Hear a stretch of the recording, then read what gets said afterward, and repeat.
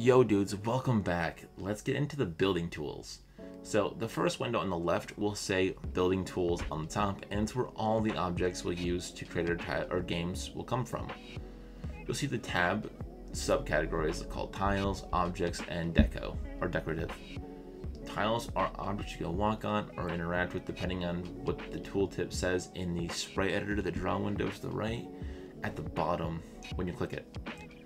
So you have basic blocks you can just walk on or use as walls. Then you have like a one-way block that lets you go one way, not the other way. Collapsing blocks, when you touch them, they disappear. They do come back over time, which is a cool thing. And red and blue blocks that appear solid when triggered with the respective switch, much like how they do in Mario. So you have some variety to play around with.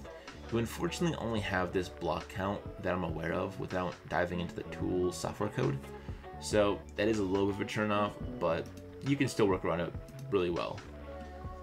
In the objects category, you have a lot of new things to play with. If you click on these objects once placed, you'll see various additional settings, which I'll cover in later on. So just later on, we'll cover more of that.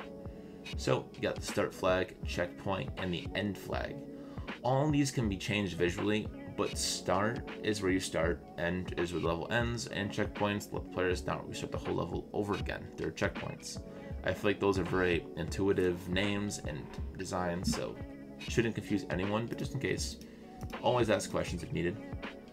Spikes kill you on impact. Cannons shoot at you, and you can change the rotation, frequency, the speed. It's very nice. Trampolines let you get a jump boost when jumped on, like how normal trampolines are. You jump on them, you get a boost. Stompers will drop onto the player when they're going under them. Red and blue switches will trigger the red and blue blocks, as I said before.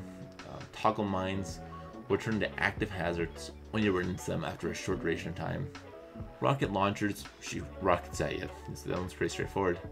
NPCs let you have dialogue in your game. They do disable jumping at the moment though, and if you exit a level right after touching one, you won't be able to jump in the next level until you hit another NPC block.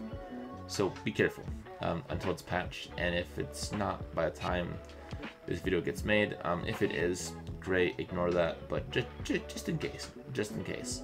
Also, pro tip, don't put them at the edge of jumps, because the player will not be able to use that block, that tile space to jump.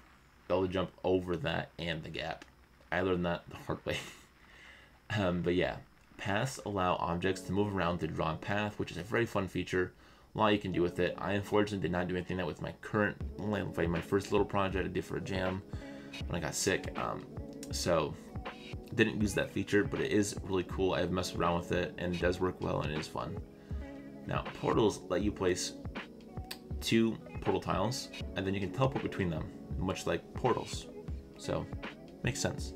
Then there's the collectible. Collectible is just a collectible. You collect it, it makes a noise. There is a collectible counter at the end of the game, so you can have completionist runs. It's very, very cool. Yeah, I'll go over all these objects in more detail in later videos. This is just an overview, like the additional settings I'll go over. And generally how I've explained them though is just how they work. There's not a whole lot of complexity to a lot of these things. It's just how you can use them that can gain complexity to everything around it. But then we have deco, or decorative, which is filled with decorative tiles that do not have collision on them. To keep that in mind. So that's wow, that's a lot to go through. Don't get too overwhelmed and use each object piece by piece if you need it. Otherwise, save it for later. You want to just learn as much as you need to learn for the time. Take breaks when you need to let it just process, and then move on. Alright, but to place tiles, just left click on the grid, and to remove them, right click. Really simple.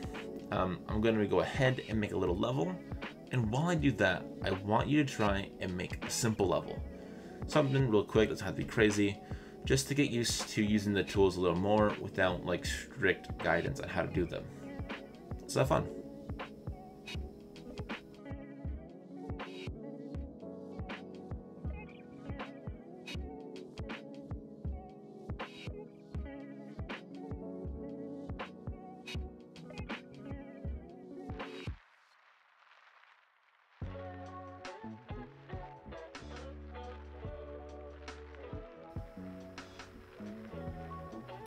Alright, so that was fun. Try out your level and work on more before the next video, where I'll be doing a quick game design dive and usage in Pocket Platformer, as well as editing sprites about collectibles. So, if you like this video, like and subscribe if you want to see more of this content. And if you have any questions at all, let me know in the comments below.